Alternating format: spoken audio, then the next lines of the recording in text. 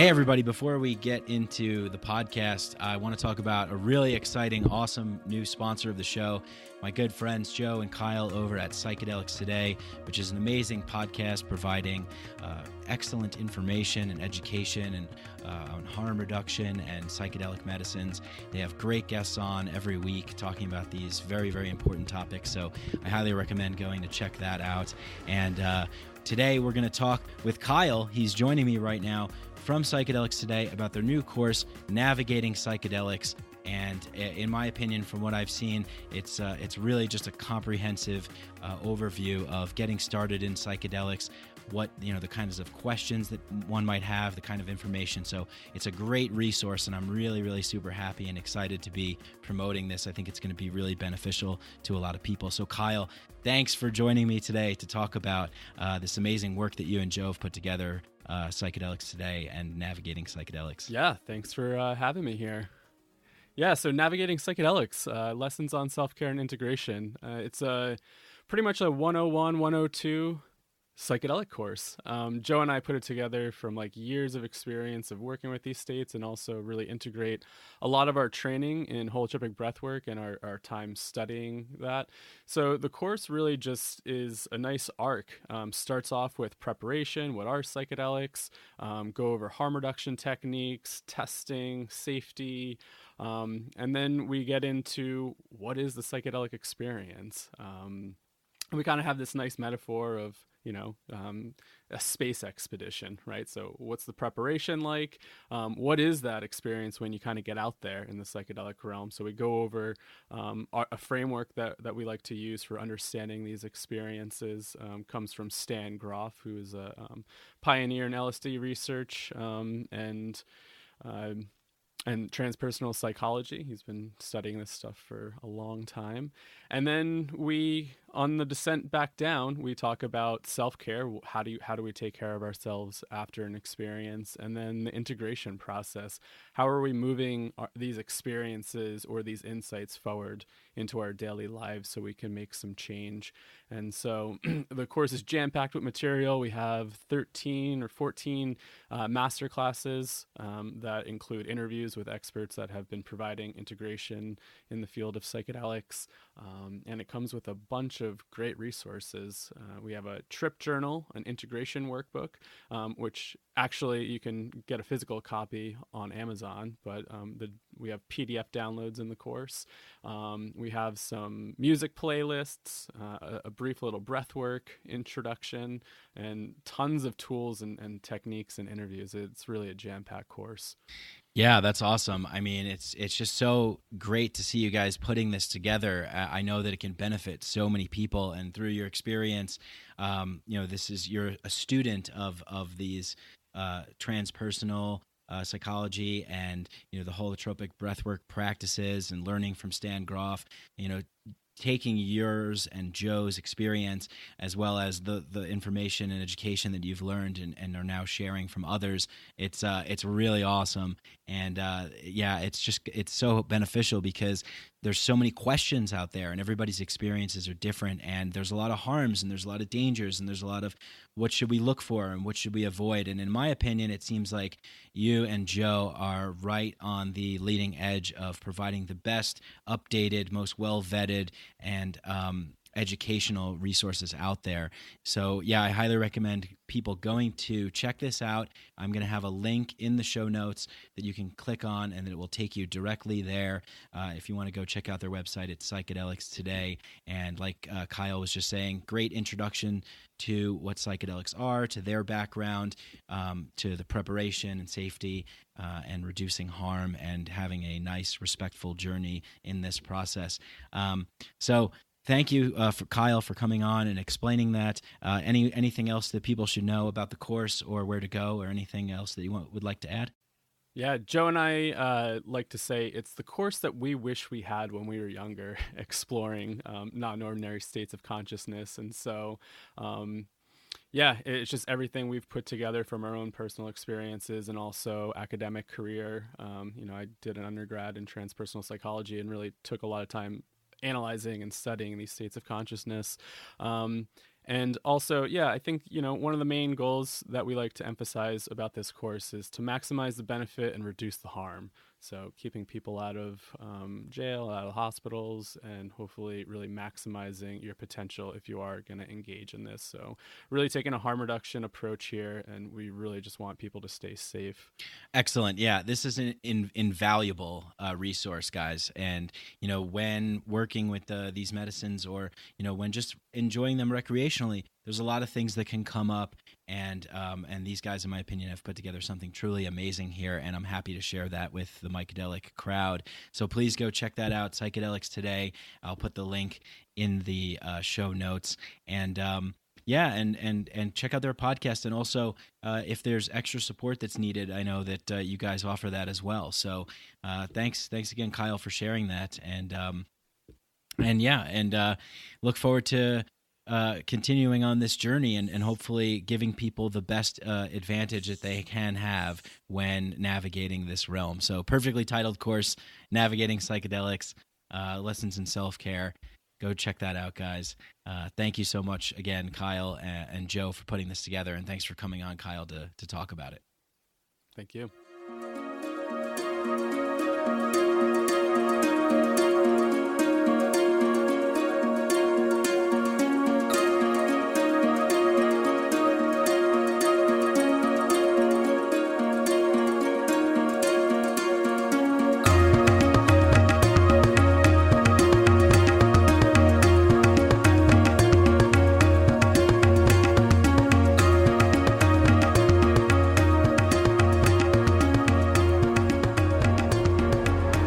Hey everybody, welcome back to a brand new episode of Mycadelic. I'm Mike Brancatelli. If you're listening to this podcast on Friday, April 19th, I wish you a very happy and healthy and safe bicycle day, the day when Albert Hofmann first intentionally dosed himself with LSD and rode his bicycle home in Basel, Switzerland. He took the first LSD trip known to mankind, the first synthesized LSD trip, and rode his bicycle. And thank you, Albert Hofmann, for creating such a wonderful, beautiful substance that has brought joy and bliss and happiness to many people. So happy psychedelic Christmas to everybody out there. And what better day to release a podcast with such a luminary, such a profound healer, Mr. Hamilton Souther, back on the podcast. Hamilton Souther was on the show not too long ago, and Hamilton's just such a great guy. I'm really developing a good friendship here with Hamilton. I really enjoy speaking with him. I could talk to him all day, every day for hours. And I would love to go down to Blue Morpho and visit. When I first was looking for retreat centers to go to before going to the temple, it was that my top three choices were Spirit Quest with Don Howard, Blue Morpho with Hamilton, and Temple that I heard about from Amber Lyon, Jeremy Narby, Gabor Mate. And so I couldn't get any spots. They were all filled up, but these other ones, the temple was even filled up. But magically, a spot opened up, so I wound up going there, and I kind of had just, stuck with the temple. But I would love to get down to Hamilton Souther's Blue Morpho Retreat Center outside of Iquitos in Peru. And Hamilton and I were talking after the podcast, and we were thinking if there's people that are interested in participating in ayahuasca ceremonies that are out there that listen to this show, that maybe we can all go down together and have a real group community Mycadelic Blue Morpho retreat. And that would be really wonderful. I would really enjoy doing that very much. So message me if you're interested, and let's see if maybe we can make that happen. I think that would be a very wonderful experience, and I would enjoy that very much. So Hamilton Souther back on the show. Love this guy tremendously. He's just such a kind, generous, wonderful person who's just brilliant, and one of the wonderful luminaries of our day. And like I said, no better day to release this episode than on Bicycle Day to commemorate the psychedelic explosion into the culture, and a birthing of a new form of consciousness, a new idea. I think it was Daniel Pinchbeck maybe that said this on the podcast a little while ago, talking about how the atom bomb, the nuclear warheads and weapons, the nukes that we developed, and LSD were both developed around the same time. And since this point in time, we've been in this, like, these two paths that have been going. We've been following these two paths. There's one path of scientific material externalizations that are being formed, coming out of a fearful paradigm, being birthed out of a very dark age, egoic consciousness, technology, force, aggression, occupation, war, destruction. And at the same time, you had a whole new consciousness being birthed, being released into the ether of the noosphere. And with the creation of LSD, you saw this other kind of way of being come into existence, and we've created so much out of that too. But we still have such a long way to go. We are a species that is in an evolutionary process, and we're at a period of time right now that is unprecedented as far as we know. And the power of the internet has really liberated the world and really helped bring about this psychedelic renaissance that we're experiencing right now, simply due to the fact that we are able to connect with each other, that we are able to see each other, hear each other, and that the other is no longer other, that we find the others and that they're not these scary, different people that present some kind of challenge to us, that we have to be afraid of them, or that we have to be worried, or that we have to, listen to this bullshit propaganda that we've been being sold, that we have been sold by the dominators, the dominator forces in our society, the elite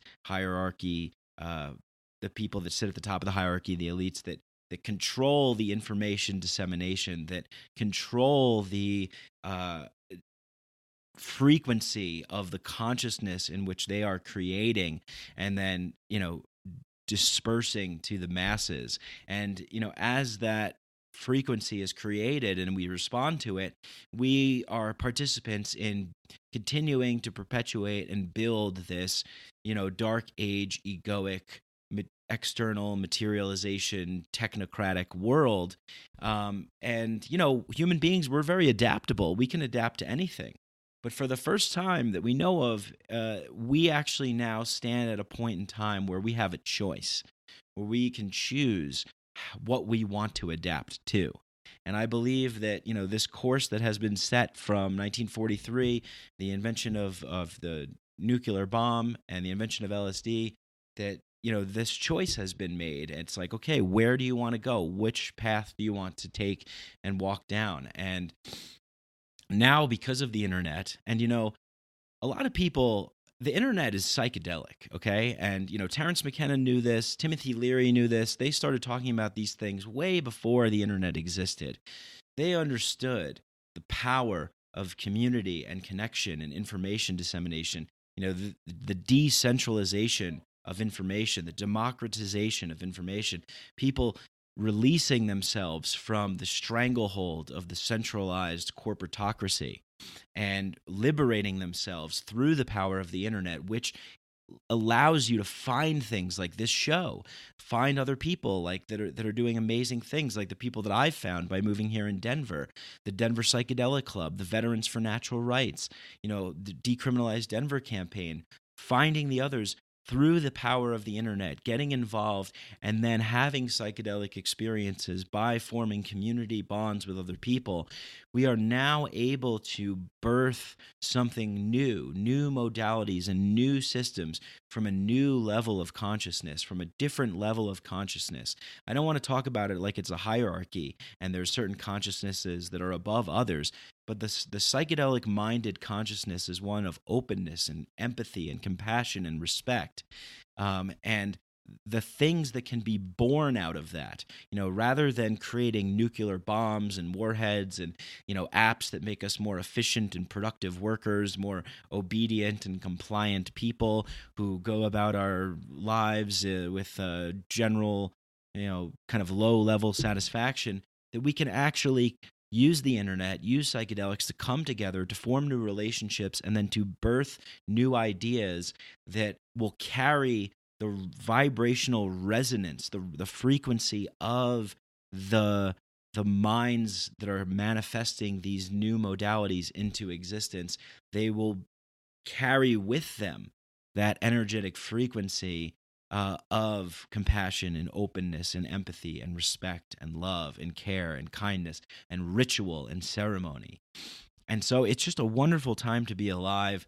And I believe that we really do stand, we are in this kind of quasi-weird, quote unquote war, if you want to see it, this war of information that allows people to wake up, information and connectivity that allows people to come together and to get back to nature, get back to our roots, because everybody desperately is seeking something, and our society, the dominators at the top that are emitting the general consensus reality frequency to the rest of us, they offer us what Christopher Ryan calls, consolation prizes. Okay, we're the game setters, we're the rule setters. We're emitting a certain kind of frequency here of how reality is to be interpreted, and we're going to mediate this experience for you. We're going to interpret it for you. We're not going to allow you to have direct experience, but we're going to interpret this experience for you. We're going to create a world of fear so you become dependent upon our centralized authority, and that then rewards people who play according to the game rules. If you operate successfully within that frequency and play according to the rules of the game setters, they will reward you with consolation prizes, with, hey, here's a red Ferrari because you worked so hard and accumulated so much money. You get to have that now. But it's a replica. It's a shitty replacement for the real thing that grabs your soul and it ignites your heart, sets your love on fire, and makes you want to just live in this feeling of just total communion with people and plants and nature. And I truly believe that everybody has that deep inside of their soul, and all of the things that we see in our society is a way to try and get back to that, and what we're being told is, if you work and you make a lot of money and you buy nice things and you're able to take vacations, that you will have that feeling come back to you, that you will feel whole, that you will feel complete. But a lot of us that are listening to this show know that that's not true. We know that there's something else out there. And the thing that is out there that is something else is a whole new way of existing. The keys to creating a new game that makes the old one obsolete. And this is why, psychedelics are illegal. This is why things that are, this is why there's rules and regulations that are sent down by the dominators, because they don't want us to have direct experiences that liberate us from the power structure, from the centralized power structure. They don't want us to take our own innate birthright back and empower ourselves to be free, independent, and beautiful human beings, the things that we already are as soon as we are born into this world. And that's the sort of, if you want to call it a fight, whatever, that's the battle that we're in right now. And the best thing that we can do is share it, spread it. Share it and spread it and talk about it. Come out of the psychedelic closet. Talk to people about your experiences. Any chance you get, bring this up in conversation. Share these podcasts, share these shows. The cat's out of the bag. It's just about sharing it and getting more people aware and involved. The more people that are aware, the more people that are educated, the more opportunities we have to poke our perspective into other people's reality tunnels gently with an invitation. Hey, did you know about this? But the more opportunity we have to invite other people to take a look at what we're talking about over here, the psychedelic research and the therapy and, the healing and the ceremonies and the rituals and plant medicines and the history, the more opportunities that people have to be exposed to that, the more people are going to say, oh, that's interesting, let me take a look at that. But it needs to poke and pop into some people's reality tunnels. Robert Anton Wilson talks about these things. Reality tunnels, it's basically everything that you know from your experience, So, for example, myself, I was able to learn about Steve Jobs and how he talked about taking LSD was one of the most profound moments of his life. But I was ready and set up to receive that transmission. But there's people out there that are not able to receive that transmission. And, we look at a lot of underprivileged communities and underrepresented people. And, these people, they don't have access to the same radio signals that I'm getting or that you're getting. And the more that we share this, the more that we spread this, the more that we include everybody, every representation of human beings into this movement, the more that increases the chances to pop into somebody's reality tunnel and say, hey, take a look at this. The more it seeps into the culture, the more we have an opportunity to lift people up, the more we have an opportunity to collaborate with each other and create new modalities to birth new systems out of an evolved state of consciousness that then can take us into a better world, a world in which that we want to live in, where we feel complete and whole and fulfilled and satisfied from our heart space, one where there isn't a technocratic dominator elite that's trying to keep us asleep and is trying to mediate and interpret our experience for us. Decriminalized Denver is doing this here in Denver. They are trying to get psilocybin mushrooms decriminalized. This is a first step to many great things, but this is taking back the right to heal from nature, our innate birthright. Nobody has the right to tell us what we cannot put in our bodies, and that's what we have been told. And we've been in this sort of dark age of humanity, but now the internet is liberating people, waking people up, and psychedelics, getting back to nature, is helping do that. And Hamilton Souther is one of these guys who is front and center in this information dissemination, in this healing journey. He's a master shaman, owner of Blue Morpho in Iquitos, Peru, and does many other things that we're going to hear about on this show. And just, again, such a pleasure, such a joy to talk with him. And that's pretty much it. You heard the ad for Psychedelics Today. They're offering Navigating Psychedelics course. Check that out. Follow Hamilton Souther on Instagram. Follow Mycadelic _podcast on Instagram. I try and put out a lot of stuff on there. And support the Decriminalized Denver campaign. Let's make this thing happen. Let's manifest this into being. Let's really envision how the world could be in our minds, find other people that match that vision, and then work together to bring that reality about so that we can create a new model that makes the old model obsolete. All right, a couple sponsors, Psychedelics Today. Hemp Bombs, go to hempbombs.com, put in the code Mike15. You get free. You get 15% off CBD products that are great. Helps me go to sleep. They have amazing stuff there. And Synchro, go check out Synchro Keto and Nutrition products at Synchro. Put in the code Mycadelic at Synchro and get 20% off there. And if you like the show, please support the show by leaving a rating and review. And also on Apple Podcasts or wherever you can leave ratings and reviews. And if you want to go a step further, you can go to patreon.com/MikeBrank, and you can donate as little as $1 a month, $2 a month, $3 a month, whatever you want.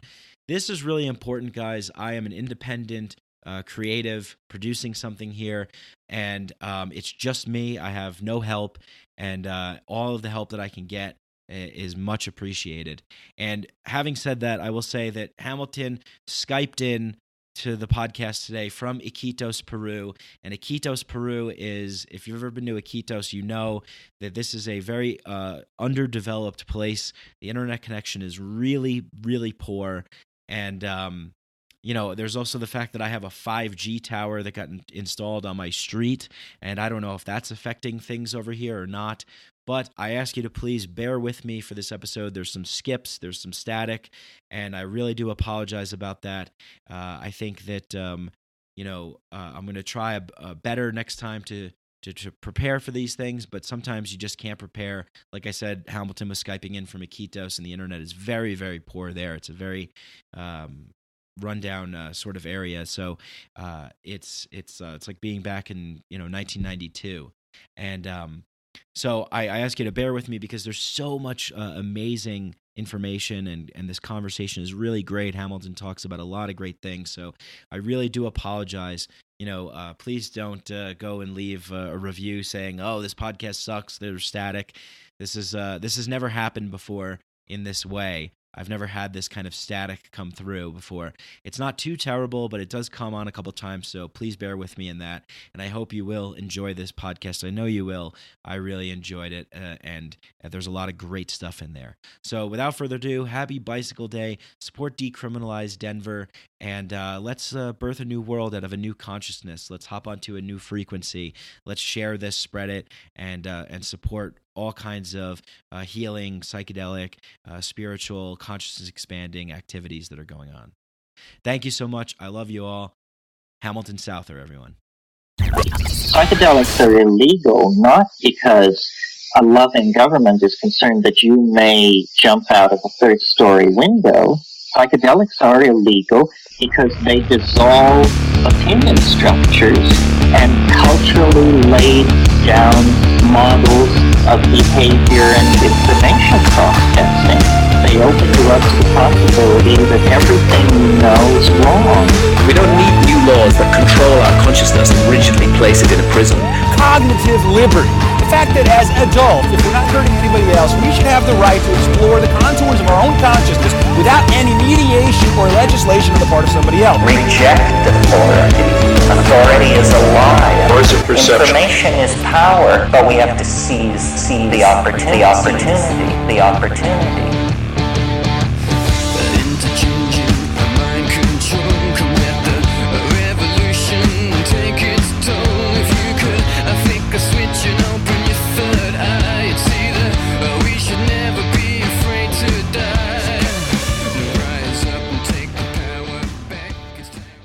So, Hamilton, welcome back to the show.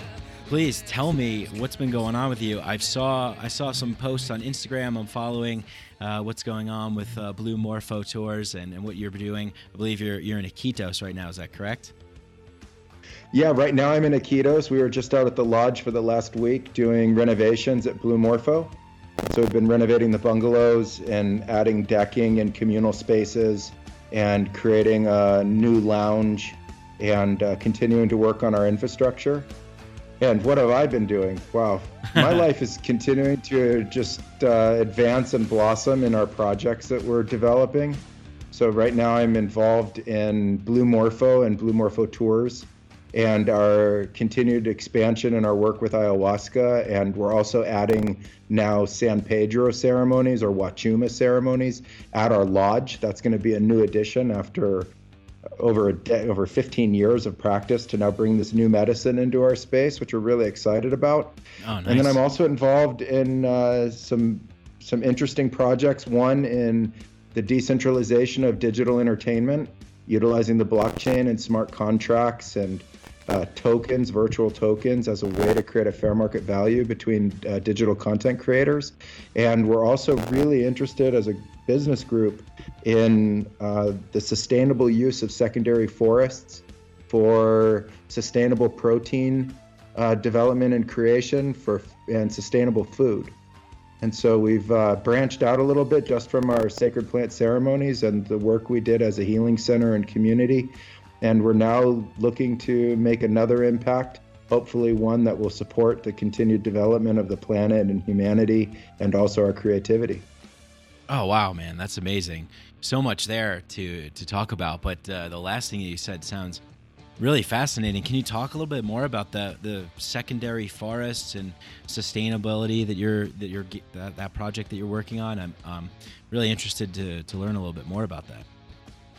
Sure, yeah. The business group I work with, and I came up with an idea for a company called One Energy Global. And the purpose of the company was to do research into green technologies, and then we bring those technologies to a massive audience or others around the world. And so we were looking at climate change and the effects that humans have been having on the environment, and something that could possibly be done. And I kept going to a place of hope instead of a dystopian attitude. And I thought, well, human invention and human creativity is what can save us from this looming disaster that we're seeing. But it has to be on such scale and openness and imagination that it can actually impact the problems. And so we started on a series of investigations, and it's part of why we're doing the remodeling at the lodge as well. We're becoming a center for scientific investigation and research in the sustainable uses of secondary forests. And of course, being in the Amazon for over 15 years, the impact that humans have on the Amazon forest is vast, and much of it is destructive. But there's also a kind of land that's being created that are called secondary forests. And those are forests that are not the primary forest. It's forest that has grown back after there's been human use or human intervention. And the quantity of it is astounding. So we became very interested in how that land could ultimately be used in a sustainable way. And we've been, doing research on proprietary methods to bring sustainable farming and sustainable food production, as well as agricultural protein production that will hopefully, be a kind of vast carbon filter, turning it into something of greater use for us.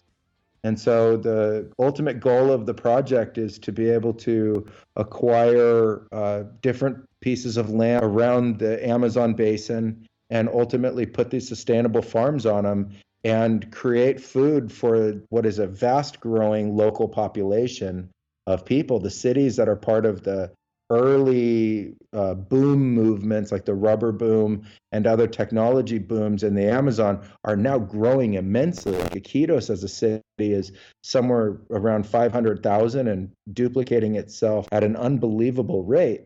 And unsustainable uses or non-sustainable uses just aren't going to work. And so I've been focusing this research on how can we utilize the forest in a renewable and meaningful way, and then get those products to local markets to be able to help safely and sanely provide food and sustenance for the people.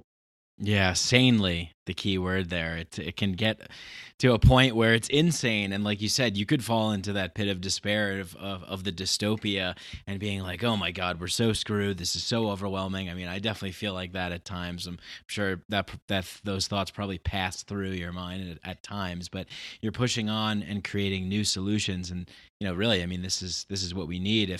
If the people that have imagined the things to be in what has manifested through history to get to the point where we are now, then we certainly have the talent to turn that in a different direction.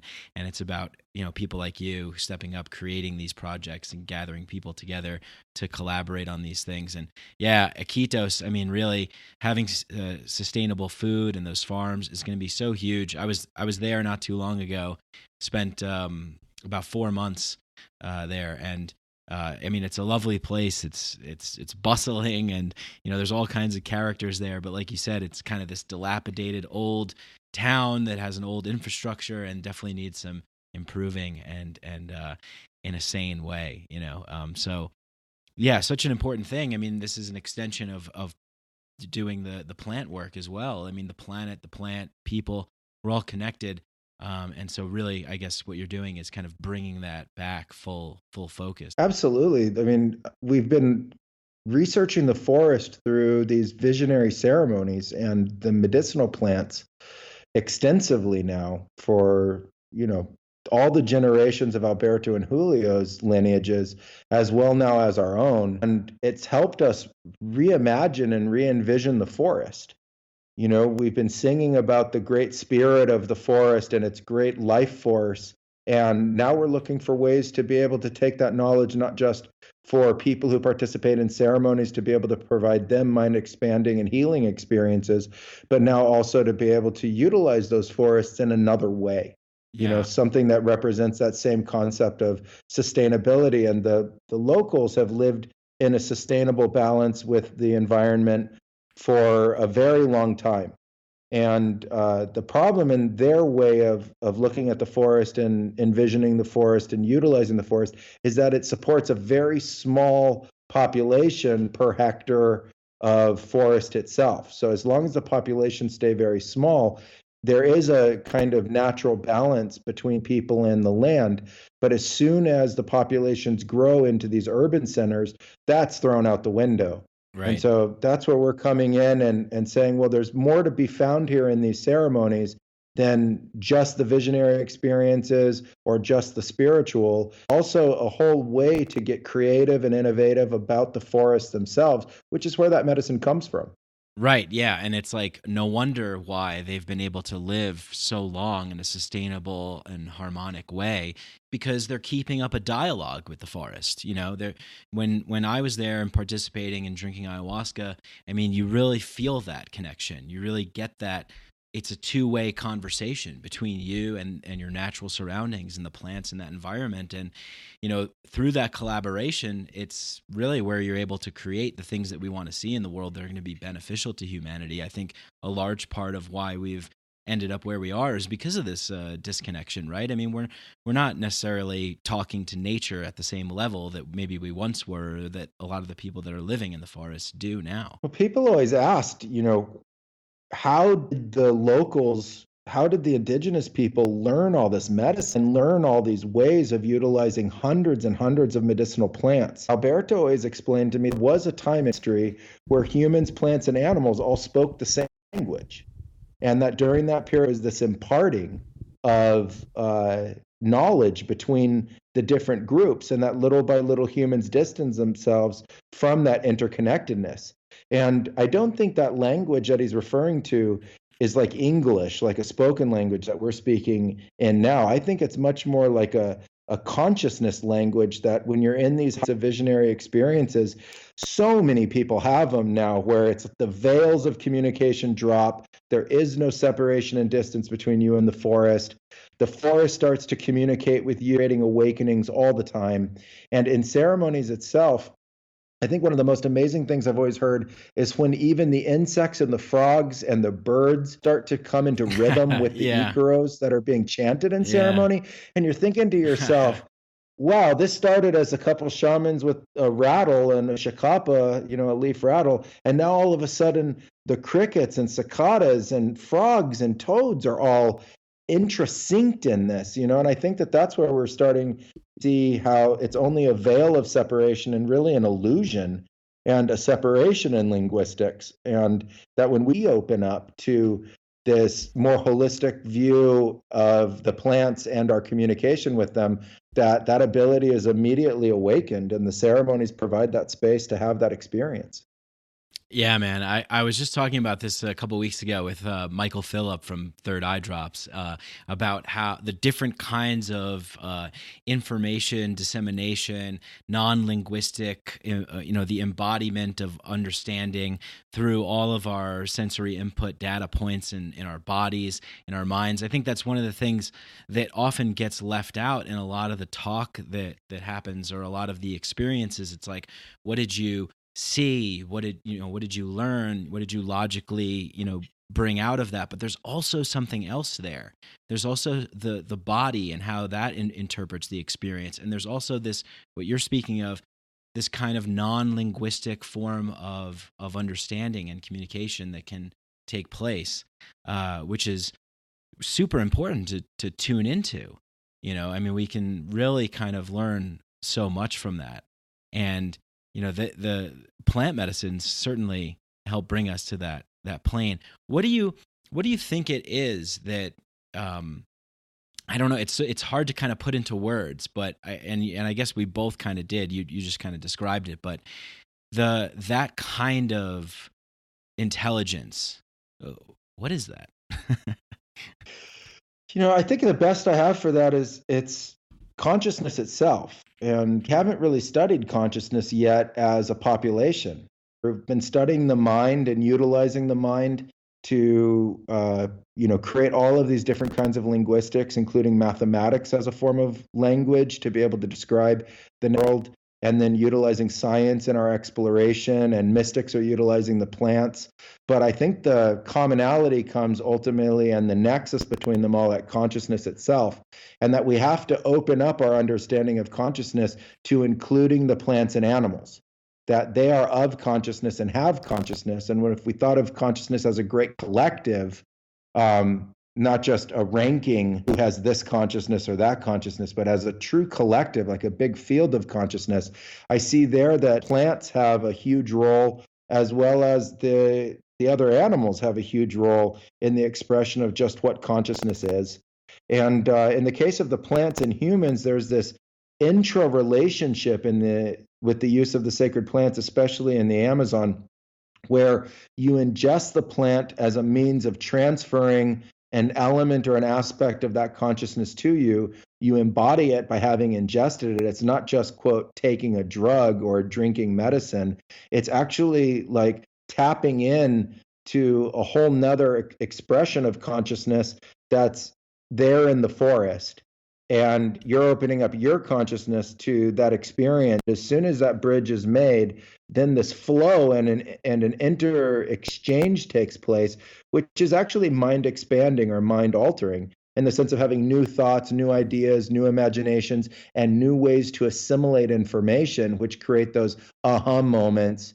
And the learning plants are the real teachers. Right. I think that we have this way of thinking, this kind of mainstream mode of thinking, that if we're going to learn, we go to classrooms and we learn from professors and we learn from books and we learn from, scientific algorithms and math that makes sense of the universe and how we can kind of see it in our in our version of using these tools, because it gives us a certain kind of understanding, but it's missing a larger piece of the puzzle. So this really comes to, because I'm always amazed by, for example, some of the shamans and the healers down there, or just, any kind of person that really discovers the wisdom by tapping into that ultimate consciousness. It's not necessarily coming from books and professors and classrooms. It's coming from another place, and you can sense that it lines up sometimes to some of the things that people are saying in these things. And we know that Joseph Campbell, of course, talks about the mythologies that permeate the cultures and how it's all kind of connected, because we are this one field of consciousness, just interpreting it subjectively in different ways. And that expression comes out in different ways. But it's really amazing to me, and I know that you've experienced this, and you sort of you embody this as well. You definitely do. This sort of understanding, this information coming through from the source, from, direct from the horse's mouth of the universe, right? Yeah, working with Alberto and Julio in my early 20s was truly mind expanding, because they taught me another way to learn. I had been educated through Western education, through the university, and understood the classroom and understood the role of a professor and books and the amassing of information and knowledge that way. But there was always a question in my mind where you went from learning what other people studied to being able to take it to another level or have your own now awakening of knowledge. And this idea of knowledge was, super important to me. And when I met Alberto and Julio, they simply told me that it would come through the ceremonies itself. And I was kind of like, what? You're not going to tell me? You're not going to give me a lecture? You're not going to walk me through the forest? And they just said, no, drink your ayahuasca and follow the Icaros. And, I'm like, how do you even do that? What are they talking about? And then they would say to me in ceremony, once I would get settled and into a visionary state that I was comfortable in, kind of through the purging and, the more chaotic aspects of it, then they would just say, follow me. And they would start singing. And it was, the most mind-blowing and also incredible series of experiences of learning through them, because what they sang became real. And it wasn't a chant and a song. It was actually like a transmutation of knowledge and a teleporting to another location in vision. So you knew you were in the ceremonial house in a chair, but all of a sudden in your vision, you would be outside amongst the plants in a daytime setting, even though the ceremony's happening at night. And it's all coming from their Ikaro. And then there are the plants and the introduction to the plants. They're in the vision to, and then making this introduction between beings and then calling on the beings to teach. And, when the way they taught me was that there was no limit to that you could call on literally anything and learn in that way. So I asked, can you call on our ancestors? Yes. Can you call on, symbols and symbology from religions? Yes. Can you talk with God? Yes. Can you connect with the whole universe? Yes. And so there was literally no barrier. That's an impossibility. If it's something you couldn't do, they would tell you that was something you had to learn. That was like a new skill you would have to open to. And really, more than anything, that was a kind of a test, getting through your own doubt and fears and blocks to be able to open up to that level and really just receive. And in that form of receptivity to the teaching itself, that the teaching would come from plants or the teaching would come from the universe, but then you could tune in almost like a radio dial to each one of those points of intention or focus, like meditating on the plant and receiving it in ceremony, or receiving an Ikaro, or talking to the whole universe and becoming a channel for that, was all possible. And it all came to this new way of learning, which, wasn't classroom. It was fully experiential, and it was really true apprenticeship, and came through this direct relationship with Source itself. Yeah. Do you think that that's available for everyone? Do you think everyone has the capacity to go through this kind of experience? I think that humans have the ability to connect with a lot more than what we're connecting with right now. I don't think everybody is going in their life to have the ability to have the experience simply because of circumstance. But say you could remove circumstance and everybody could participate in these kinds of experiences, which for 8 billion people is just, completely impossible. But if they could, I think everybody has the natural capacities and the natural abilities within themselves for these kinds of experiences. I don't think somebody who has these experiences is special or better than somebody who hasn't. I think the mind and the brain are capable as tools, and the body, like you said in ceremony, is the receptive tool. We're all made of body. We all have heart. We all have brain, and we all have mind. And so with that commonality between all of us, that's what we're using to have those experiences. I think what differentiates it all is really a kind of direct purpose in life, which is what governs your intention. And we don't have a very good explanation yet why people have different intentions. So if you go into ceremony and you want to have one kind of experience, you have to have the intention for that experience, or it probably won't happen. And or at least the shamans need to be holding that intention for the ceremony. So this idea of intention, I think, is a great differentiator, but the basic, kind of physiological, biological capacities for these connections, I think we all share. Yeah, I think so too. I'm wondering if you could talk a little bit about sort of, as ayahuasca and other, medicine work, plant medicine work, Wachuma, that you mentioned before, San Pedro, all kinds of different healing modalities. People are exploring these kinds of things. They're hearing about them. And a lot of people are venturing and going to all kinds of different places all over, whether it's locally or overseas, to the jungle. When you're, entering into that space, I wonder if you could talk about sort of, what makes for a good space to be held by, a shaman holding a good space, somebody really, the work that you guys do with Blue Morpho there and some other, places that are doing some nice things, but there's certain places that maybe aren't necessarily up to the task or prepared yet or doing it in the right way. Can you talk a little bit about like the difference between some of the maybe places that are doing things where, kind of what to look out for, or, what to look for in terms of, working with these medicines and exploring this space, how to do it in sort of a safe and responsible healing way. Yeah, I mean, I think the biggest difference is what I touched on before, which is intention. And if you want to have a positive life transformational experience, and you want it to be a healing experience, and be really safe and responsible, then those are the qualities that you're looking for from the center or the shaman that you're working with. It's not just go drink ayahuasca or go drink San Pedro. There's this element of the plant itself and being prepared well. And then there's also the element of the shaman sharing very similar intentions or reasons for being there. And at Blue Morpho, we've, kept it really simple and relatable, that we're there for medicine, we're there for knowledge, and we're there to share that in the most professional, responsible way possible. If people are coming for the healing transformational aspects, that's the medicine. And if they're there for learning and growth and personal growth and development and life improvement, that's the knowledge. And that kind of encapsulates reasons for practicing.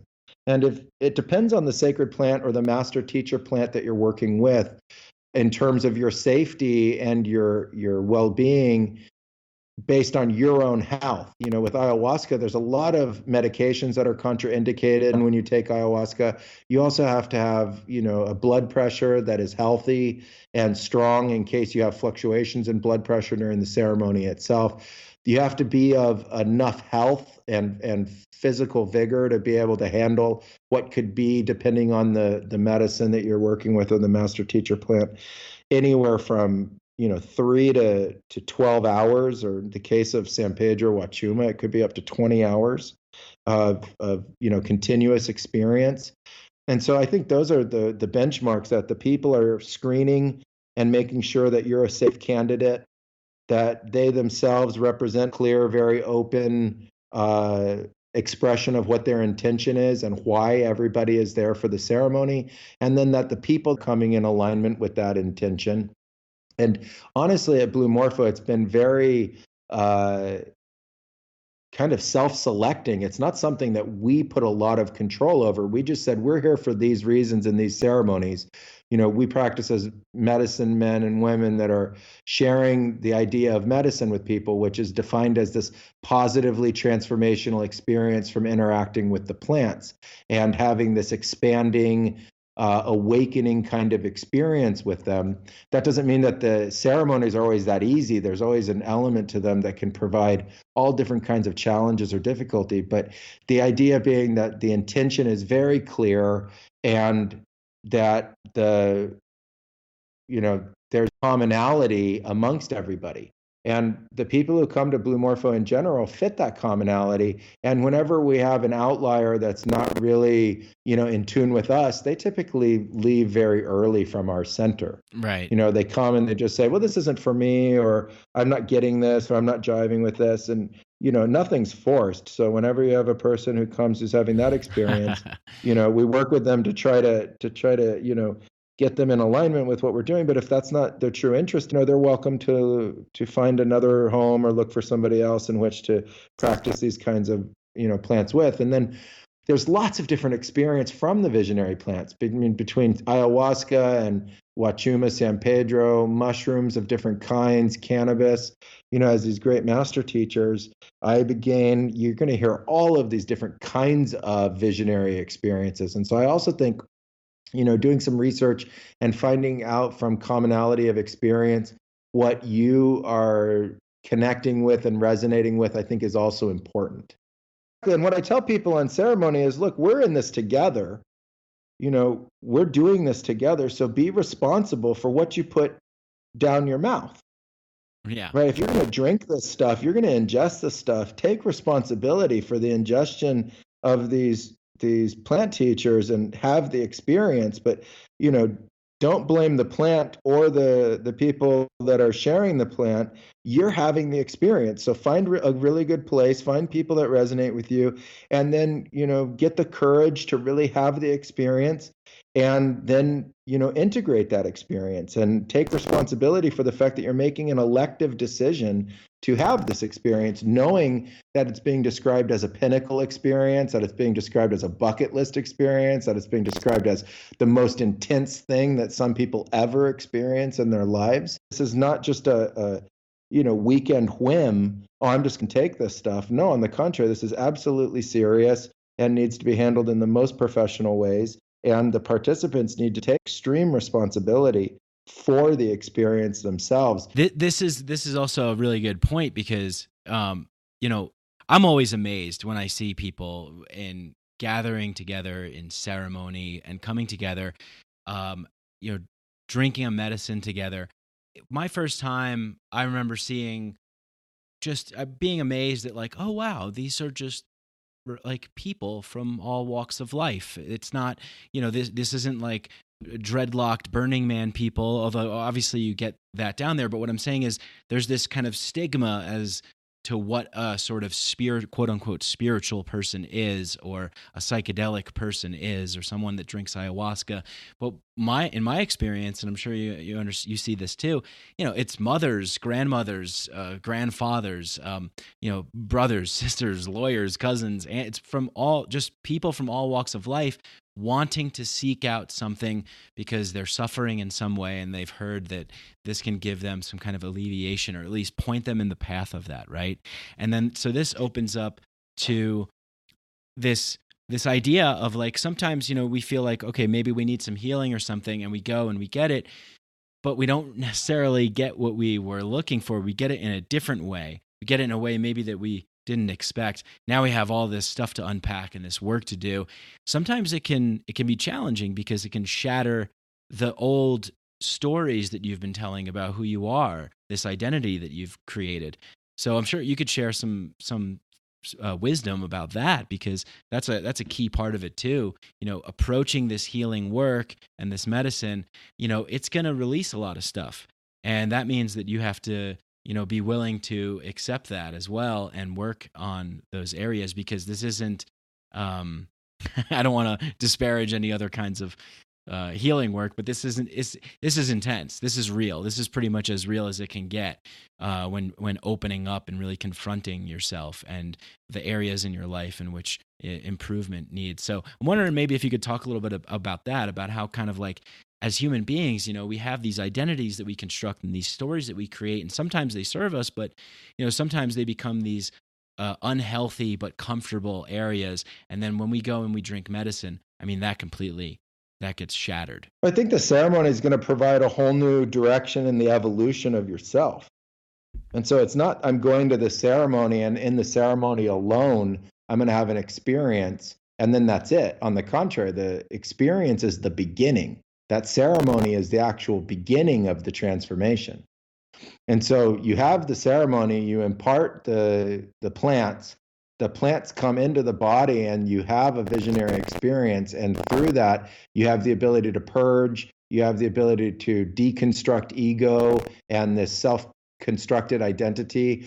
You get to have the opportunity to really, in a state of absolute lucidity, in a way that normal realities sometimes not look as real as the ceremonies can be. So it's not like being wasted and not getting it. On the contrary, it's being like hyper lucid and super getting it, and being able to put things together that you normally wouldn't be able to, and assimilate information in ways that you're also not usually able to, starts this whole process off.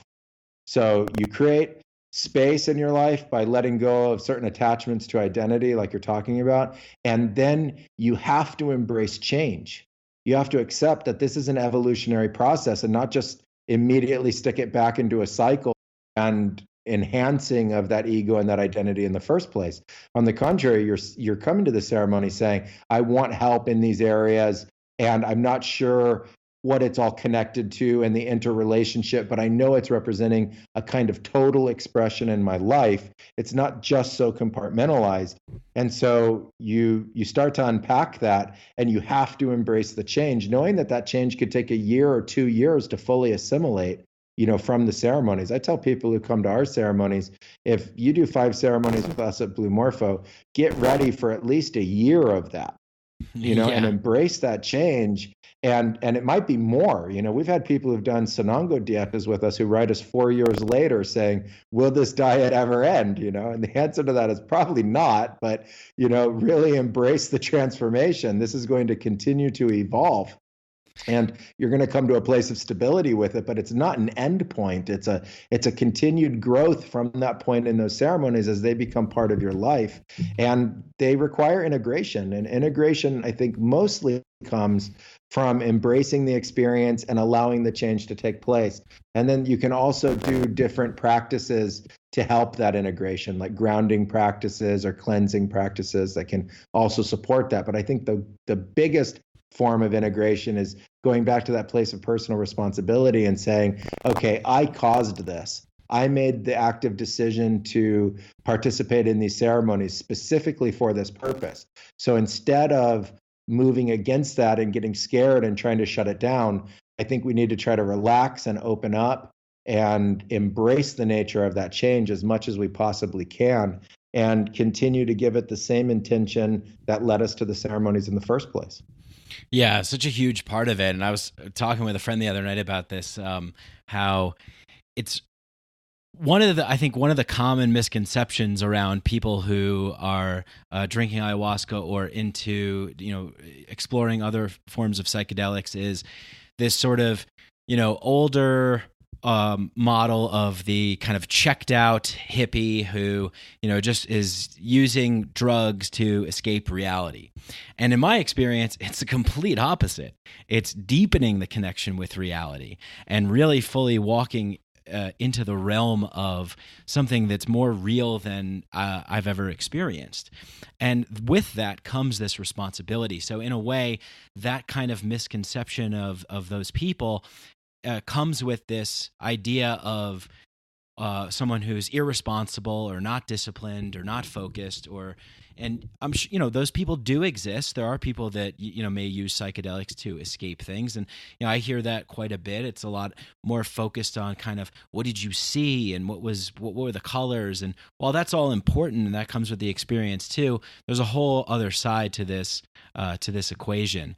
And, when working with this, it's really kind of having to be prepared to maybe do something that you have never done before. And in my case, that was the truth. It was, I had failed to really kind of take responsibility in my life. So working with ayahuasca actually gave me the message of responsibility that this was the thing. It's getting far out, getting messages, getting information, all this kind of stuff. But at the end of the day, really kind of embracing that and embodying that and walking that path far after the ceremony, like you said. The ceremonies are, they're not about tripping. I think that's the hardest thing for people to fully assimilate before they have the experience. They go into it being told that this is a hallucinogen, that this is a psychedelic, that you have a visionary experience. And so they start to create an expectation around what they think this is. Right. Yeah. And when you actually get into the ceremonies, when you get into the ceremonies themselves, all those expectations have to go. And all your previous archetypalization has to go. And even if you are hippie who's utilizing psychedelics for the purpose of tuning out, etc. per se, and you come to a real medicine ayahuasca ceremony, that's going to be reoriented. Mm-hmm. That whole concept is going to be reoriented to, wow, there's more going on here than I ever knew. And I can tap into that for a whole nother purpose and a whole nother reason. Right. I think the real difference between the Western concept of drug use and the concept of these ceremonies for the purposes of expansion and healing and knowledge is that they're not about drug use. Right. It's the exact opposite. In fact, we use ayahuasca and San Pedro to cure people of drug use. Yeah. So that they come as an addict and they leave no longer being addicted to the other substances that were driving their psyche in the first place. And in the shamanism, in the actual apprenticeships themselves, to really become a medicine practitioner and know these arts, you go through a series of tests of virtue that really are virtuous. They're virtuous in the same way that society all over the world considers virtue, like being hardworking and having initiative and taking responsibility and stepping up into your life and becoming better at what you're doing. Those concepts are part of that shamanic transformation. And so instead of it being something that erodes your life and degrades your life, it's actually the opposite. It turns on that mind that says there is a way to improve. It turns on the mind that says I should take responsibility. And so many people have told me from these experiences that it made them a better parent. It made them a more loving parent. It made them a better person at their job or a better leader in their companies. It made them more open to others and more compassionate and more loving. So if you put all that together, there's nothing about that looks like it's lacking virtue or taking somebody down a dark path or a bad path. And that's where I think that focus on medicine and that intention of healing and that expansion into knowledge is so important. Yeah. Yeah. I mean, and it's an amazing thing when you experience it, and it's interesting because in my sort of transformation, I mean, I just see there was this kind of one way that I was living my life, and I refer to it as kind of like the unconscious phase, where I was just drinking a lot and just using whatever drugs, and it was kind of like the maybe typical kind of average escapism kind of way of going about life. Then I had a transformational experience, and I got this full, total, healing package, and now I feel that I'm kind of operating in a different frame of consciousness. I never would have thought this before in the past. I never would have thought that was a possibility, but it is. And bringing us back to ceremony and community and connection with people and the environment and the plant medicines is that whole kind of total package is, I think, what I owe to that transformation and what I see a lot of people owe to their transformations as well. You mentioned the Sananga dieta before. I wanted to that was interesting. Can you explain a little bit about that? That I don't know much about Sananga. Sure. First of all, in the Amazon, there's lots of different kinds of medicinal plant healers, and they're usually named by the kinds of plants they work with. And so you have your ayahuasca shamans that are called ayahuasqueros. You have your tobacco shamans that are called tabaqueros. You have your tree shamans that specialize in the medicinal trees, typically in the use of the barks and the roots, and they're called paleros. And then you have these people who practice with Sanango. And Sanango there's a number of varieties, and you can specialize in a single variety or you can study from many varieties of them. But it's an entirely different ceremony and experience than ayahuasca. It's also visionary. It's a master teacher plant for sure. It's drunk typically or ingested typically in ceremony, where ceremony takes place in our lineage right before daybreak. So 3 a.m, you drink. And then it's really spicy. The Uchuk Sanango that we work with means spicy Sanango. And it's really, really spicy, but not a spice of like capsicum, from like your habanero pepper, it's a different kind of hot. And you drink it. It also creates purging. It can create purging out the top and also purging out the bottom. And then you go into an altered state through the duration of the dieta.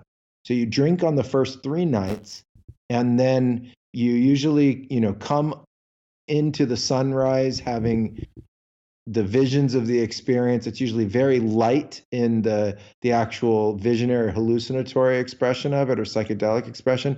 And it's very strong in the consciousness and the presence of Sanango and your awareness that there's this process taking place. And very interesting to Uchuk Sanango is that it can affect the nervous system in the way that it can make it hard for a period of time to really communicate with the rest of the body.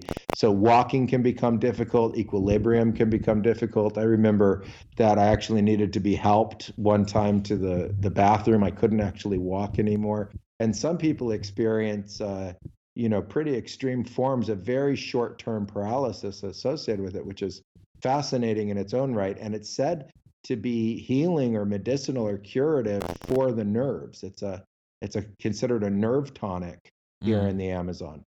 And as a master teacher plant, you go through the dieta with it, and then you have to, complete the dieta. It has a very strict dieta. They call it dieta rigorosa, or rigorous dieta. So you're only eating a little bit of fish and plantains and some farinha, which is manioc gruel, during the dieta itself. Mm-hmm. So your food has been completely reduced, and it's only these foods that you're eating for the duration of your dieta, which could be a week long or 9 days long or 15 days long, depending on the lineage you're working with. And it's then it comes in as a teacher, and it's a very high vibration, super, super high vibration. It's related to the frequencies associated with purple and lavender. People have lots of visions associated with purple and lavender vibrations, and the upper chakras in the third eye, what's typically thought of as the sixth and seventh chakras. And there's a lot of work on the brain mind. There's a lot of work that takes place really purifying that space and getting the thoughts that are crossed and creating negativity and drama and difficulty out. And then typically there's, like we were talking about before, a very long process of life transformation that comes from that dieta. Yeah. And there's no way to explain why. That's the mystery and the mysticism of it, right?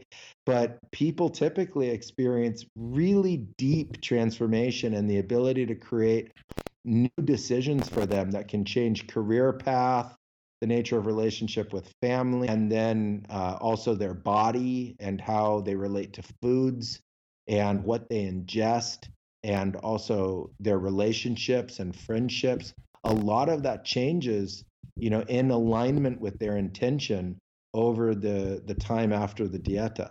And I think that that's really important to mention, because when people start with the medicinal plants, they think it's only about themselves at first. They don't really realize like how much change is going to take place with the people that are right around them, and then how much more change will take place in the area of life that is much more externalized, like work and career direction and kind of overall goals or overall individual purpose. And all of that, I think, becomes really clear through Sanango and the ayahuasca ceremonies, especially combined.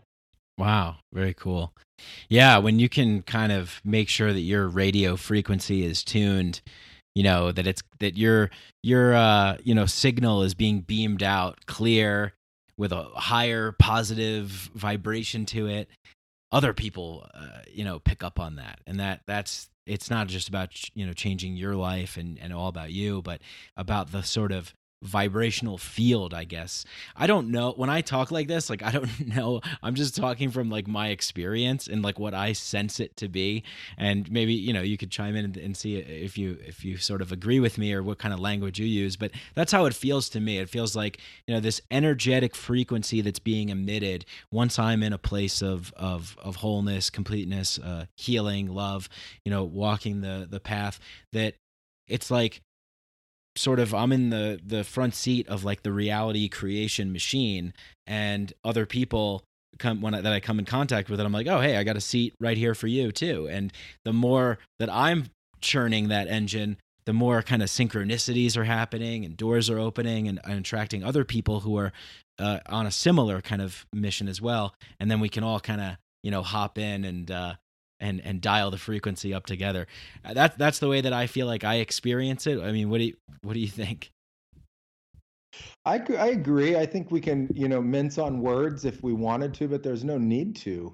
It's exactly what you're talking about. What I hear and what you're saying is that there's an idea of a field, and when we accept that there is field and there is energy, and the energy is thoughts and also words and actions, and we vibrate, and we do have a measurable vibration, and we do give off energy, and we do emit light. These are all scientific phenomena that have been studied of the body, and they've all now been measured, and it's all true. We are these beings, and it allows us to update a little bit the concept of who we are as human, but it also shines light on the human experience and the interaction. And so when you have a vibration like that, and you have that attunement that happens in ceremony, and you're open to talking with other people about that experience, the people are very self-selective. The ones that bond to that experience and want to hear about it and share in it and talk about it are part of that vibration, and it all goes up. Everybody together collectively benefits from it. And you also have the ability to realize, hey, maybe some of these other people in my life aren't the best people to be in my life anymore. Mm-hmm. Maybe that friend's not such a good friend, or maybe that relationship I'm in is not really serving me anymore. And then those people can also go, and in a peaceful, loving, nice way. You can have an experience of a new way of seeing the world, and a new way of guiding and directing the interconnection of your relationships. And I think what you said so important is the idea of relationship, and then the sharing in that vibration. And so when you accept that that's happening, and you share it with others, and they accept that it's happening, then I think that vibration expands, and the state of consciousness associated with it becomes very palpable. Yeah, and I think we definitely see in a lot of the things that are going on in the world, like the deforestation stuff and drilling, and all these things that we look at as being very negative for the environment, just unhealthy and just out of balance. That's also a vibrational frequency that's being emitted too, and can be contagious, right? I mean, you can get sucked into that as well. So it's kind of these two. I mean, I always, I met my girlfriend at an ayahuasca center, and she had the way that this conversation got started was I heard her talking about Star Wars. So I sat down. I was like, hey, this is Star Wars right here. We're in this. It really kind of boils down to this light, kind of positive vibrational energy, and also the dark side, right? I mean, what do you think about that? I think that's one of the reasons why the movie's so popular, is because it kind of boils it down to the most simplistic division of energy. But I mean, there's also a gray space in between too, right? I mean, we're not always going to be operating on one level of frequency. We have moments where we dip off, where we get off, we skip out. So it kind of comes and goes, or maybe we can sustain it for a long period of time. But yeah, I mean, are you a Star Wars fan, Hamilton? I am a Star Wars fan. Yeah. I am indeed. Do you ever feel like Star Wars was a foundational movie in my youth, and I watched it, as many times as I possibly could. Yeah. I really liked the original, the Star Wars and Empire Strikes Back and Return of the Jedi.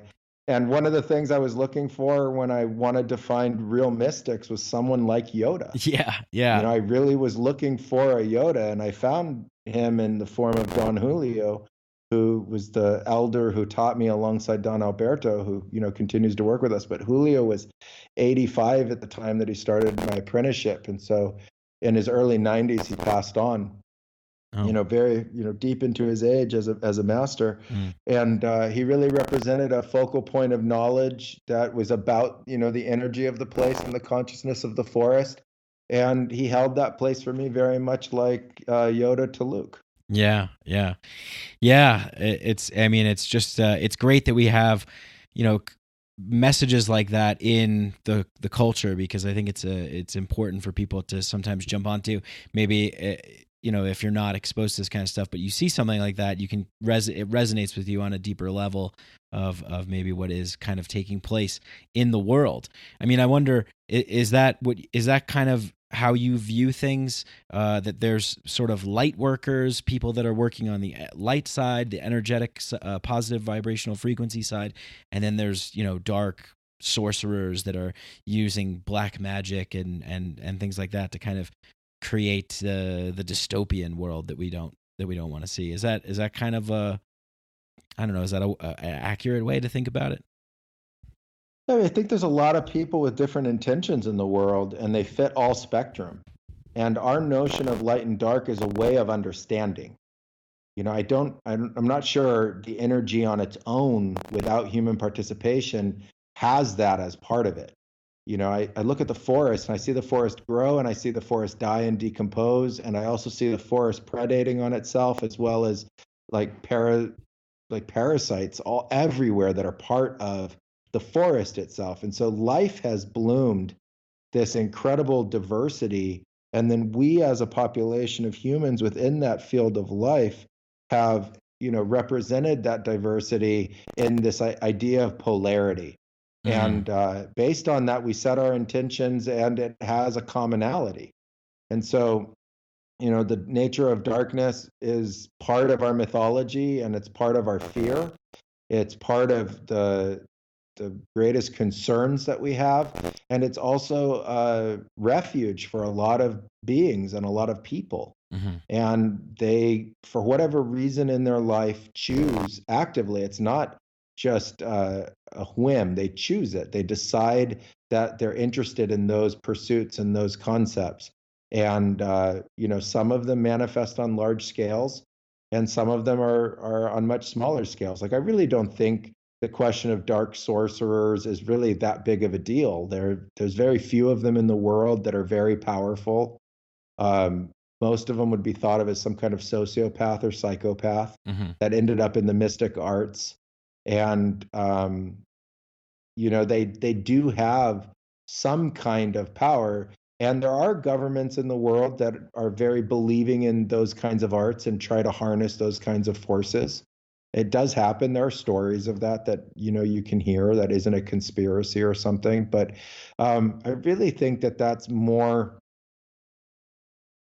limited really in its scope than something that's really widespread. Maybe in a period of time in history it was more widespread, but it actually is more limited. What I see with people and those energies is a lot of jealousy and a lot of envy and a lot of hungriness for power and need for wealth, and then a kind of greed that's associated with it, and very little concern ultimately on the mass impact that that's having. I'm not even sure if the collective understands the mass impact that it's having. Right. Yeah. You always hear people say like, well, it's just one person. It doesn't matter. You know, if you like maybe throw your trash on the street or whatever, you know, people say, oh, what's one person going to matter? Or what's one person going to do? But really, I mean, I think and it's cliche to say, I mean, you know, people have heard this over and over, but every little bit counts. Every individual action and participation adds up to the greater whole. And yeah, I think that's where I like to see things going, is kind of people being more aware of this, more open to voluntarily take part in it. Because I agree with you. I think that is kind of innately, there are just people that most people want just to live happy lives and be good, but they get kind of wrapped up. Do you see that as happening? Like, it's like they get wrapped up in jealousy and envy. Once you start down the dark path, forever will it dominate your destiny. You know, is that sort of what you're seeing? This kind of like lure to the easier way or the immediate gratification, that sort of thing? I think immediate gratification is a big part of it. I also think, though, that there's room for redemption.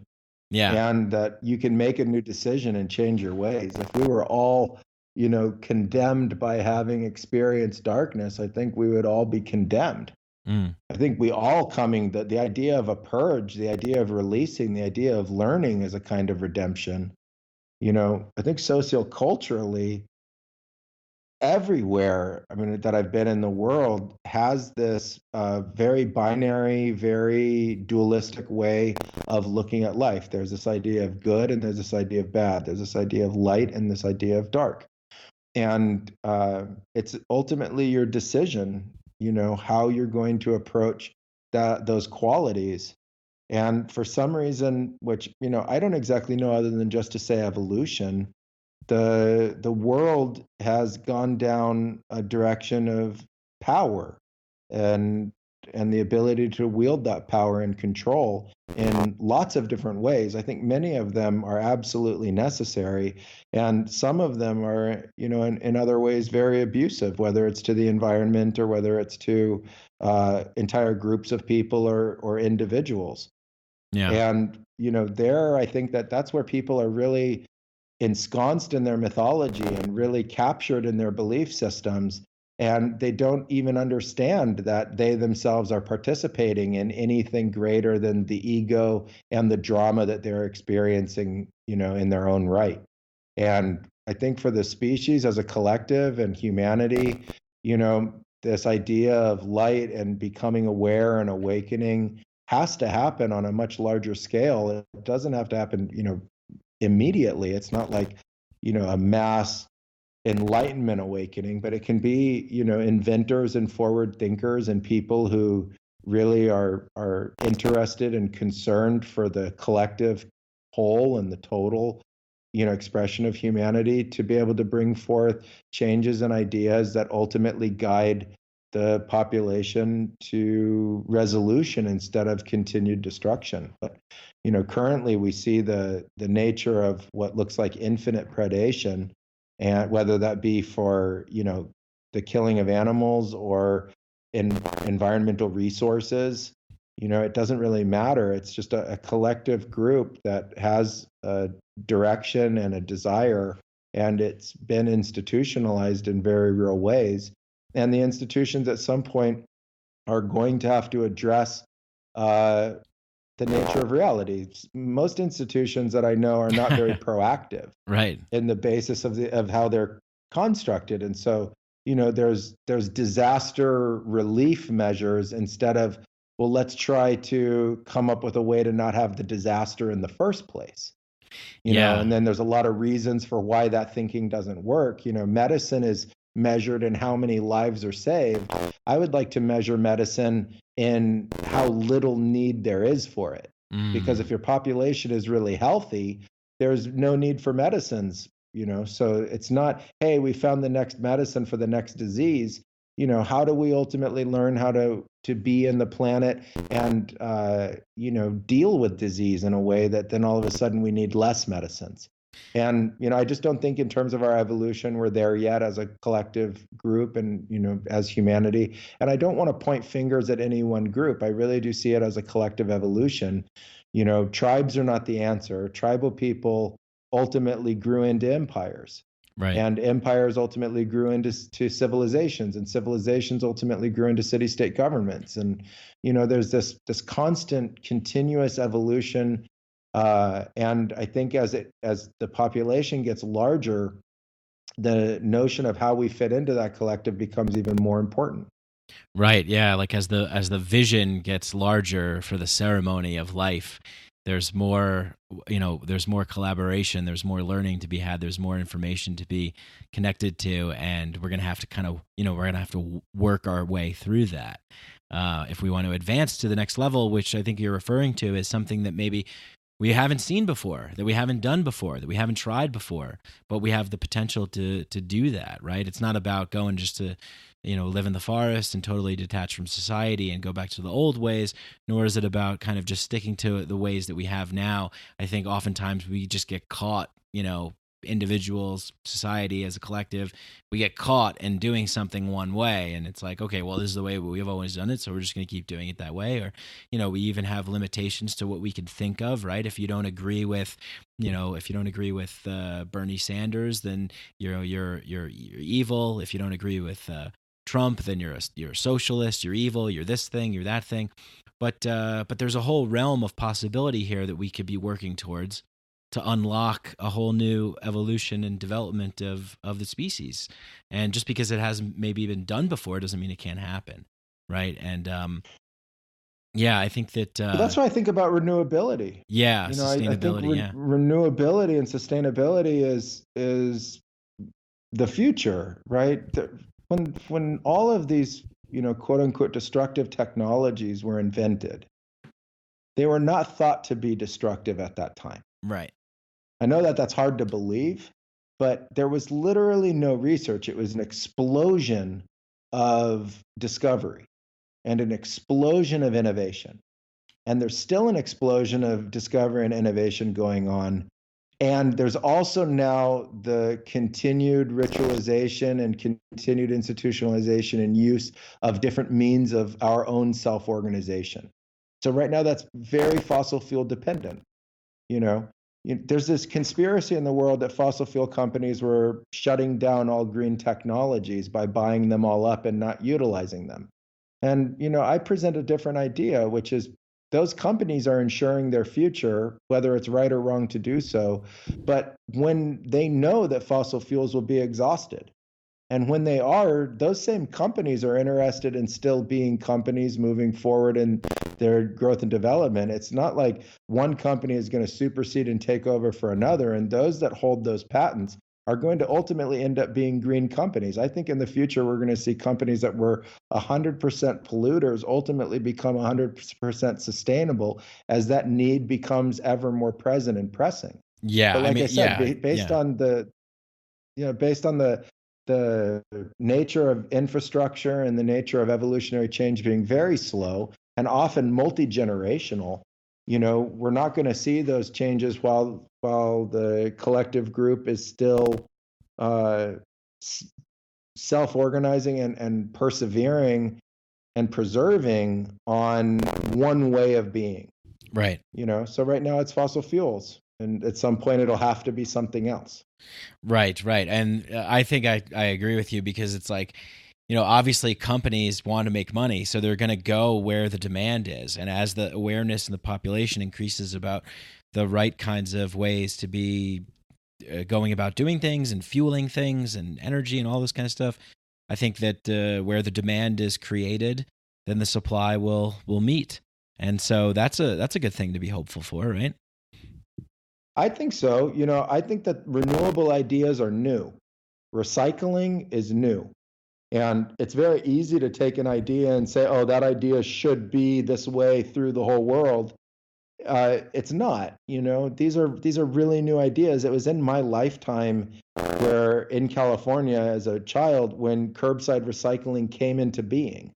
As a young person, I had organized curbside recycling in our neighborhood.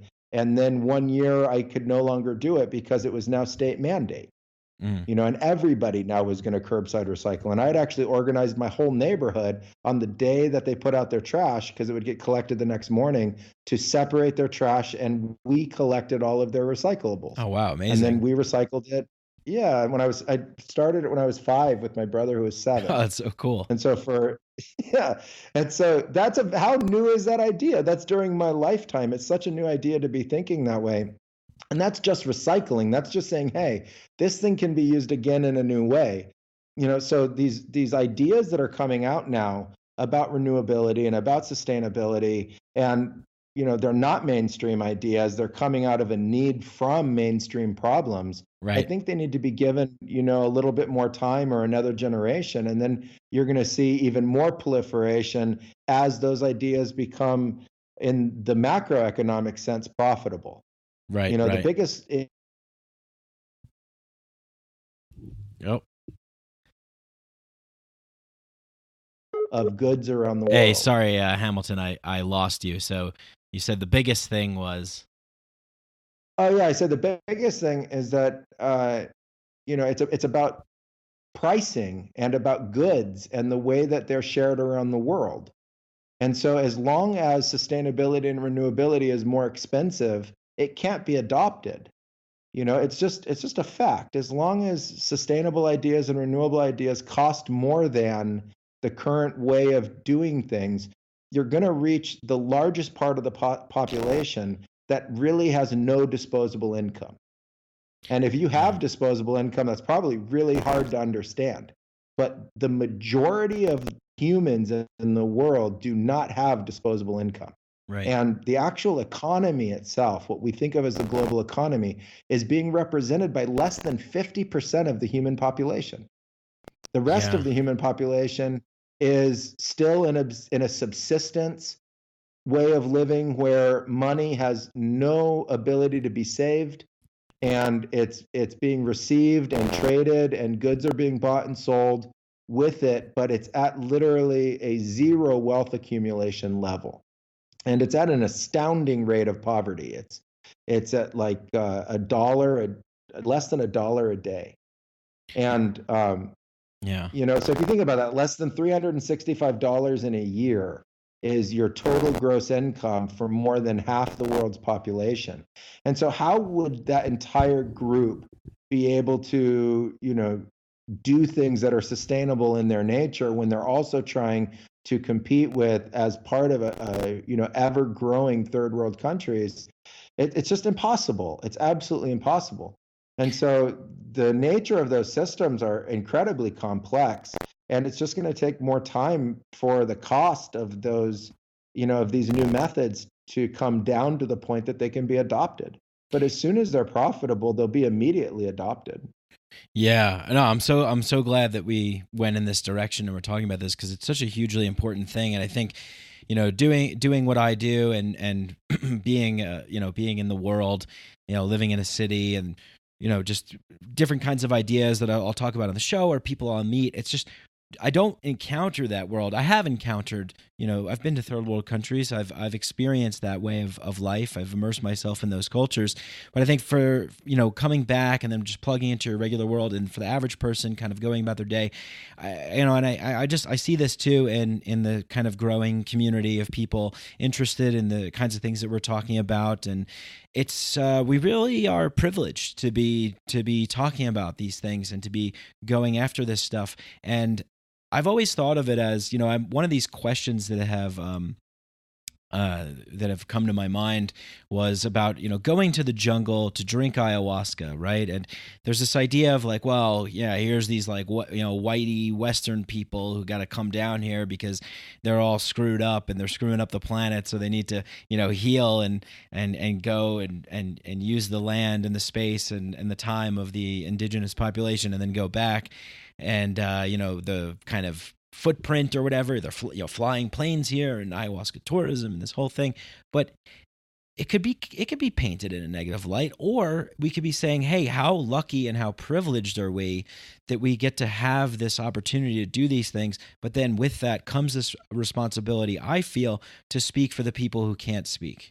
To do the things to bring it back to helping the people who are just operating at subsistence level living, and like you said, majority of the world, we're very lucky to be where we are and to have the resources that we are. And I just think it's an amazing thing. And the work that you're doing with the sustainability aspect of it and helping facilitate, mind expansion and heart expansion and soul opening up for people, that's a great gift, because then if these people are inspired to go do these things, then we can create this greater equity, I think, in the world, right?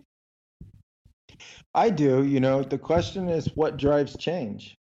And the fact of the matter is, the shamanic cultures are changing, the world's changing, and I know people have painted the idea of Westerners going to tribal societies and groups as a negative thing, but I don't see it that way. I was trained as an anthropologist, and I see that it's a natural extension of a sharing of information and a sharing of culture and ways of going about life that's inevitable. The planet has become global. Globalization took place in the 90s and early 2000s, and it has extended everywhere that I've ever been. So even the furthest reaches into the Amazon that I've been, or the furthest reaches into a desert, has in one way or another been affected by technology and modern tools. Yeah. And so I don't think that that's something that we can shy away from. And on the contrary, we need to embrace it and really get the best out of it. And I think the most important part of this renaissance in the neo-shamanic revolution is the understanding that people are having growth-oriented experiences. They're becoming more innovative. They're becoming more creative. They're becoming better people through these experiences, and that by definition is positive and ultimately supportive for the greater collective. And there's this great question in thinking and in consciousness, which is, where does the invention come from? Where does that come from? We don't have it yet, and then boom, it's there, and it came through us and the mind, and it came through this interconnection of earth and consciousness and our abilities as innovators and inventors to come up with something completely new. Yeah. And you can always create a binary or a dualistic interpretation of that. Is electricity good or bad? Well, we wouldn't be having the conversation without it. Right. And we wouldn't have figured it out had we not understood lightning. Well, if I was up to Julio's level, then I could communicate with you telepathically like you guys have. So, but I'm not there yet. That's true. We wouldn't have been able to record it though. That uses a different kind of, interconnectedness of the same electrons. Right. It's an interesting phenomena for sure. But, I think that anything that helps the greater innovation of the people and humanity is actually something to be embraced. Yeah. Right. If we're evolving in a way that's positive and we're bringing innovations that are helping the collective be able to be a collective, I think that that's better, whether it's still a world like we have now, or if it changes in the future. I don't think that is a single concept. The way the world is today is based on systems that are very young in human evolution. Mm-hmm. And if we think about it in terms of Earth evolution, it's even younger. So Earth has been evolving for billions and billions of years in the same way that we count time.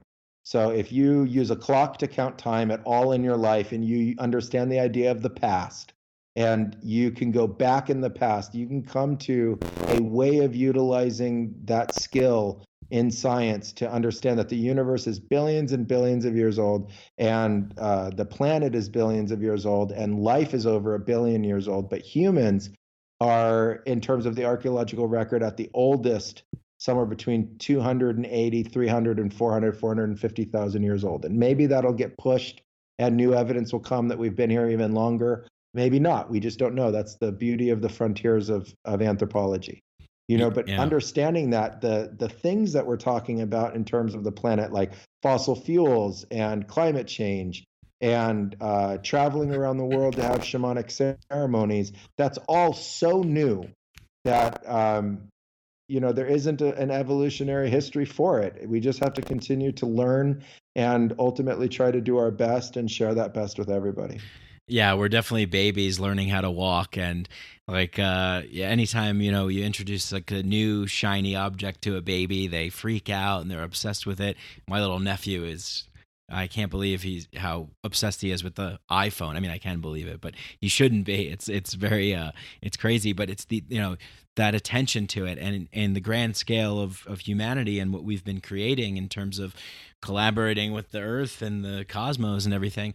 We're very young to this party, like you said, and we think we're the pinnacle, and we're not there yet, and we're going through the motions. History has been sort of, to use the metaphor of like a ceremony where we have challenging experiences, difficult experiences, but if we can grow and learn from those experiences, then we can kind of integrate a whole new level of human civilization or the species. That's the way that I like to think about it, at least. And I think to a certain degree that is kind of what we see is happening. Yeah, it's an amazing thing to see. I'm wondering, like, what from growing up, you made such a good point before about this world previous to the 90s and 2000s. This was more of an isolated world. We are in much more of a connected world now, so it opens the door to possibilities that we can't yet imagine. But that's part of that evolutionary process, right? Like learning and growing and kind of fully blossoming and blooming into the potential for the species. So that transformational shift from that time period before to now, what is that? How has that kind of informed what you do, and maybe what does it look like for you in terms of like a vision for the future? Well, for us, it's an embracing of technology. Blue Morpho wouldn't exist without many different industries that exist. Air travel and the internet. Those are the two major technologies that made Blue Morpho possible. And then in the modern sense, and then we have this beautiful blend of these ancient technologies like ayahuasca and the ceremony and these other forms of healing that have been around for thousands of years. And so for us, we continue to embrace the technologies that exist and the ones that are growing and new, and just looking for a way to be able to use them in a way that is continuing this idea of the evolution of the planet and the evolution of consciousness, and hopefully something that is incredibly supportive to individuals as well as the collective.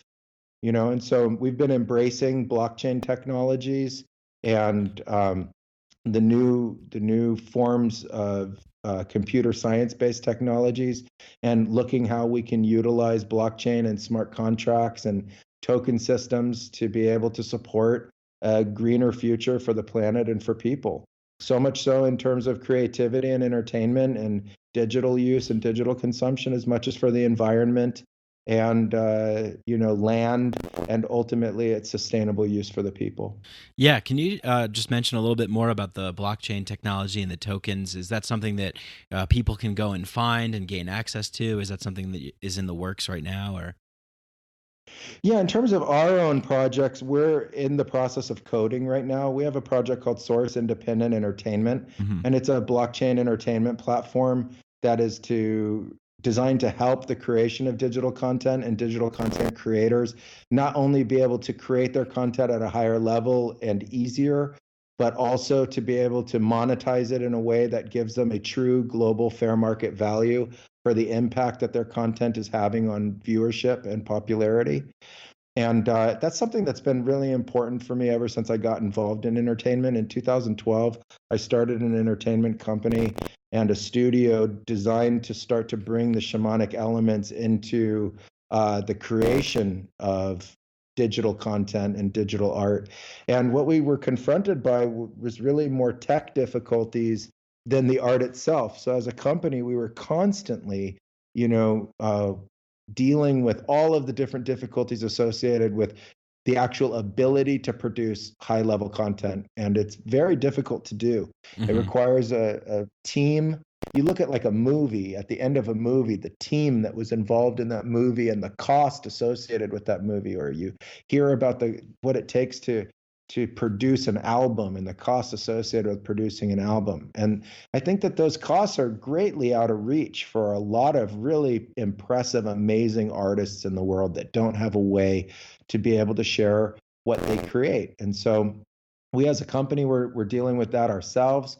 And we noticed that a lot of other artists that we work with, that, cliche, the starving artist, was also suffering in their own right. And so we were looking, for solutions, and ultimately we found them in this idea of smart contracts and the blockchain, which is a new form of technology. It's not the internet, although you access it through the internet. And it's this intraweb of people that are hosting projects and utilizing computing power to be able to support, larger scale projects exist, which I think is fascinating in its own right. But then there are these new technologies involved in it, which one of them is called smart contracts. And smart contracts are a fascinating technology that changes the way people engage in agreements. And I think the simplest way to describe it is an agreement between two people that now the platform or the computer system actually enacts. So it takes out the third party in terms of dispute, but it also takes out the individuals in terms of the agreement and the fulfillment of the agreement itself. So when you enter into a smart contract on a platform, the platform itself is now going to ultimately fulfill the contract, not one side of the party or the other side of the party. And so amazing. I think that that's a really evolutionary technology. You think about in terms of just, normal global capitalism and how many contracts are created every single day. I mean, I don't even know how to count how many there are. I'm sure there's an actual exact number, but it's impossible to count. And this is a new way of forming agreement. And I think in entertainment, one of the biggest complaints that I've heard about is the fairness of payment and royalties associated with artists' work. Right. And the timeliness of that.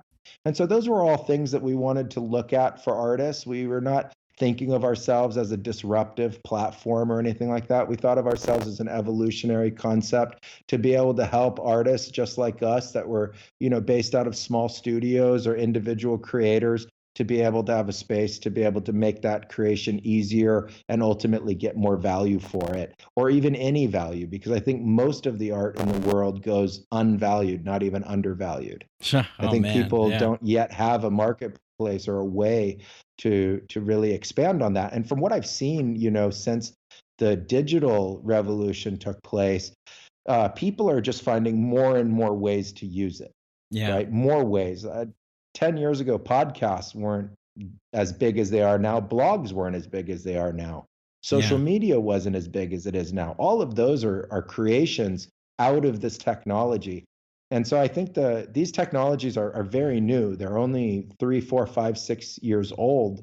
And I think they many times are getting confused with the idea of cryptocurrencies like Bitcoin that have their own purpose in the world, but are very different to companies and projects that want to utilize the blockchain to really bring efficiency and fairness to the expression of their platforms.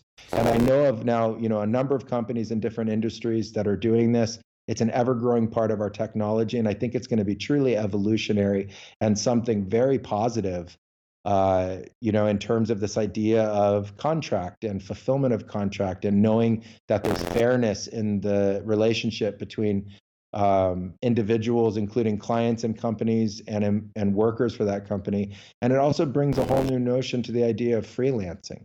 Right. If you can be fairly valued for your ability to freelance, it gives tremendous flexibility to the ability to earn. And I want to do everything I can to help foster that creativity in the world. I think, like I said at the beginning, it's our ability to invent that is our ultimate solution. And going back to the old ways of trying to remedy problems isn't going to work for the biggest problems facing humanity today. And I don't just mean it by a problem like a negative. I also think of a problem as something to be solved. And, that's where I think the direction in green technologies and the direction in entertainment and digital is so important. Oh, amazing. I'm so happy that you shared that, because I just learned a ton from that. And I can relate. I create this podcast and it's just me. Right now it's me and you, but it's I do all the everything for it. So I don't have any team. I don't have anyone helping me, but it's an intimate project. It's close to my heart, and it's something that I like to share with the world. And so, there's so many people out there that are doing things like that. And now we have the ability to leverage this technology to do those things. And what you're talking about here with the blockchain and with these new agreements, we're going to need new agreements if we're expanding wider out into this interconnected collective world in which we're trying to collaborate with each other to make the cream rise to the top, so we can kind of, solve some of the bigger, more complex problems that we face. So it's a wonderful, amazing thing, leveraging this technology to bring humanity back to its soul and to give, creative expression and good art out to the world. And that's the thing, spreading the message, sharing it, putting your experience and your expression out there, hoping it resonates with other people and inspires other people. You've certainly done that. The first time that I asked you to come on the show is because I was inspired as a hell by things that you've said and by the work that you've done and the stories that you've shared. And so, that's impacted me. That's impacted this show. The people that listen to this show, that impacts them. So as we expand out, we're going to need greater tools to help foster better relationships and better agreements. So it's amazing. Thank you for sharing that. Before I and this, we're going to wrap up soon, but I just I had another thought. We were talking about inventing and stuff, and I remember Steve Jobs was talking about this study. He was looking at this study, and it was about the efficiency of locomotion in species and who was the most efficient at getting from like point A to point B. So it was like all sentient species on the planet and ranking them. And the condor was number one. The condor is the most efficient at locomotion from traveling from one place to the next. It expends the least amount of energy and gets the furthest distance in that time. But he mentioned how a human being on a bicycle, because like human beings were further down, a human being on a bicycle far exceeds that. So it's this idea of like us inventing these tools to propel us and lift us forward into new ways of being, and really kind of like embracing that for the change that we think that we can make in a positive way. So I just thought that was a kind of cool thing that I remembered from that.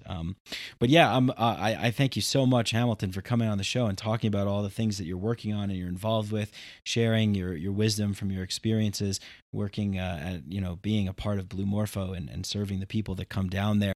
But yeah, all right. Anyway, we'll wrap up now. But what I'll say is I'll just give you any kind of like final thoughts. I don't know. I have a lot of people that listen to the show who are a little bit younger and they're coming into just learning about this kind of stuff. They hear me talk about ayahuasca and mushrooms and different kinds of things and sharing my experience on the show, guests that I bring on. Any, kind of final thoughts maybe to people listening out there in terms of a larger, I don't know what to call it, like final thoughts, message, vision, something that you could share for some people who are just starting to kind of come into awareness of these medicines and healing modalities. Yeah, I would just say to embrace the curiosity and the desire to continue to learn. And so if you have curiosity and you're interested in learning about these plants and the experiences that they can provide, and then ultimately utilizing them for good in the world and sharing that with other people, then seek out really good experiences like we talked about on the podcast, how to find the right people and good people. And if you like the message that I provide, come to Blue Morpho and see us. And we've been doing this for 17, 18 years now. Wow. And so we've had a tremendous amount of time and thousands of ceremonies of experience. And, come meet us if you feel inspired, and we would love to help guide you and show you how these experiences can positively affect your life and continue this idea of this ever expanding, ever growing curiosity and inventiveness, and also the ability to heal and transcend our personal difficulties so we can become those people. Yeah, amazing.